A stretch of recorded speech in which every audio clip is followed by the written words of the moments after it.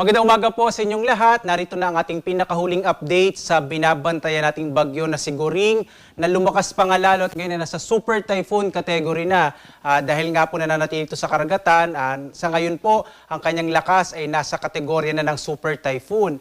Narito po yung pinakahuling update po dito sa bagyo. Huling namataan ang mata ng bagyong Goring, ng super typhoon Goring, sa bahagi ho ng Palanan sa Isabela. Taglay niya yung pinakamalakas na hangin na sa 185 kilometers per hour malapit sa gitna at pagbugso na sa 230 kilometers per hour.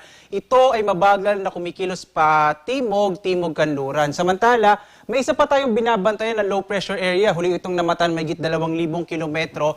Hilagang silangan sa may bahagi naman ng Eastern Visayas. Sa ngayon, inalis yung posibilidad na pwede itong maging bagyo pero at least in the next 24 hours medyo maliit pa ho. Kaya patuloy natin i-monitor yung isa pang low pressure area na ating namataan sa labas ng Philippine Area of Responsibility.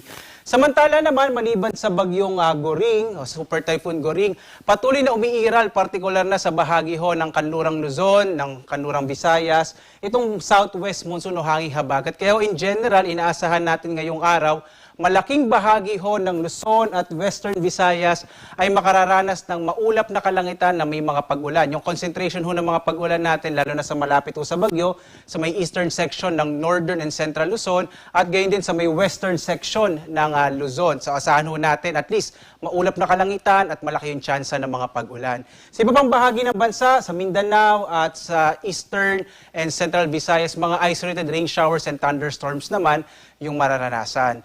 Narito yung latest track ng bagyong si Goring. Makikita ho natin, unti-unti na pong kumikilos patimog kanluran nga itong bagyo at inaasahan nga natin na ngayong araw hanggang bukas na madaling araw ay magbabago na ito ng direksyon mula ho sa south-southwest. Kikilos na ito pa bahagi naman pa east at eventually po magno-northeast na itong bagyo na to.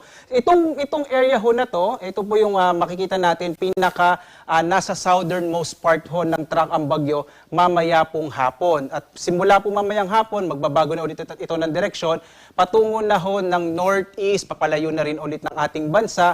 Ito yung kanyang looping na tinatawag ho natin. At eventually ho, bandang araw ng Lunes o bukas, ina-expect ho natin magsisimula itong kumilos pa hilaga at eventually po ay hilagang kanluran na, northwestward.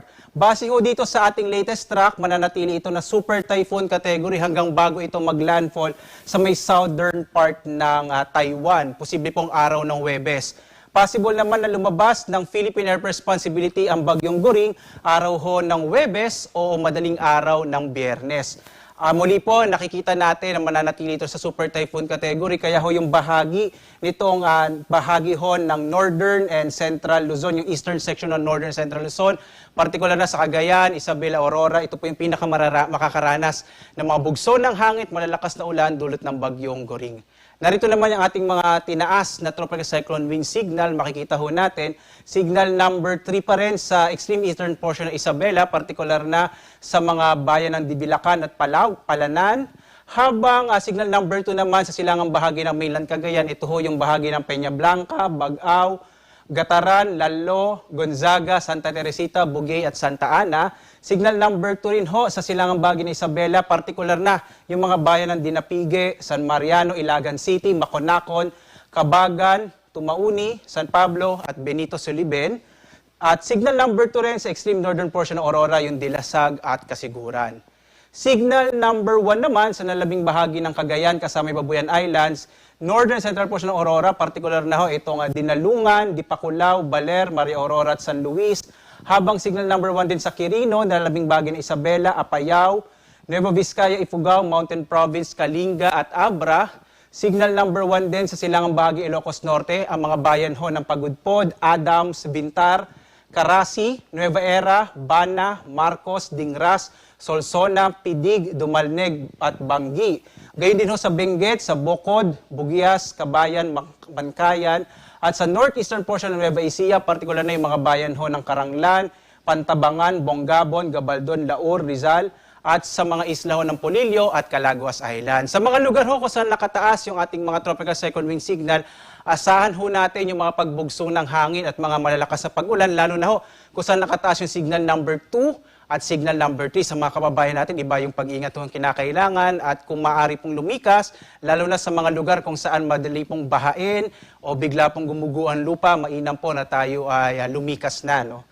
At samantala ho, ito yung mga lugar kung saan inaasahan natin magkakaroon ng malalakas na mga pag-ulan dulot ng bagyong si Goring. Asahan ho itong partikular na yung Isabela, Cagayan, Ilocos Region at malaking bahagi ho ng Cordillera, kasama din yung lalawigan ng Aurora. Asahan ho, magiging malakas yung mga pag-ulan na mararanasan sa araw na ito, dulot ng bagyong si Goring. Samantala, maliban nga ho sa bagyong Goring, umiiral din yung southwest monsoon. Kaya ngayong araw, ang habagat ay magpapaulan sa malaking bahagi ng Zambales, Bataan, Occidental Mindoro, Cavite, Batangas, hilagang bahagi ng Palawan. Ito ho yung kasama yung Calamian, Cuyo Islands, yung Colyon, at gayon din ho itong Antique, Negros Occidental at northwestern portion ng Aklan. So hanggang bukas ho, asahan ho natin posibleng malalakas na mga pag-ulan sa mga bahaging ito kung saan nakakaapekto ang hanging habagat. At in general ho, malaking bahagi ng Luzon at Western Visayas, inulit ko ho, ang makararanas ng mga pag-ulan na dulot ng pinagsamang epekto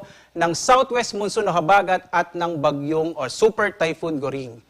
Samantala ho, may mga bugsuri ng hangin na mararanasan, bagamat hindi ho nakataas yung tropical second wind signal, dulot naman ng habagat. Sa malaking bahagi ho ng Luzon, kasama din yung Visayas, Dinagat Islands at Camiguin. At bukas, asahan din ho yung malalakas na hangin na dulot ho ng southwest monsoon sa malaking bahagi ho ng Calabarzon, Mimaropa, Bicol Region, Kamaynilaan, sa Aurora, Bataan. Gayon din ho sa Dinagat Island, Camiguin at malaking bahagi ng Zamboanga Peninsula. So asahan ho natin yung mga pagbugso ng hangin at iba yung pag-iingat din ho. Dahil nga itong malalakas na hangin, maaari din ho magdulot ng pinsala, lalo na po pag mayroong mga infrastruktura na malapit sa lugar. Nakataas pa rin yung gale warning natin. Ito yung babala natin sa mga malalakas sa pag-alon ng karagatan sa Batanes, Hilagang Baybayin Ilocos Norte, Cagayan, kasama yung Babuyan Island, Isabela at Aurora, at yung Hilagang Baybayin ng Quezon, partikular na yung mga bayan ng General Lacar, Infant at Real, kasama yung Polillo Island. Sa mga kababayan natin, lalong-lalo na ho sa mga maliit na sakyang pandagat, malilit na mga bangka, sa ating mga kababayang mangingisda, iwasan mo ng pumalaot dito sa bahaging ito ng ating bansa dahil nga ho sa malakas na hangin na nagdudulot ng malalakas din ng mga pag-alon ng karagatan, dulot ng bagyong Goring. Patuloy pa rin tayo sundan sa ating iba't ibang mga social media platforms para sa pinaka-latest na updates sa ating binabantayan bagyo na si Bagyong Goring. At gayon din ho, pag naglalabas tayo ng mga thunderstorm advisories, anong mga lugar at gaano katagal inaasahan yung mga pag-ulan. Meron ho tayo sa Twitter, Facebook at YouTube at sa ating website bagong.pag-asa.yosi.gov.ph. At live po ulit ang nag-uulat mula sa Pag-asa Weather Forecasting Center, Obet Badrina.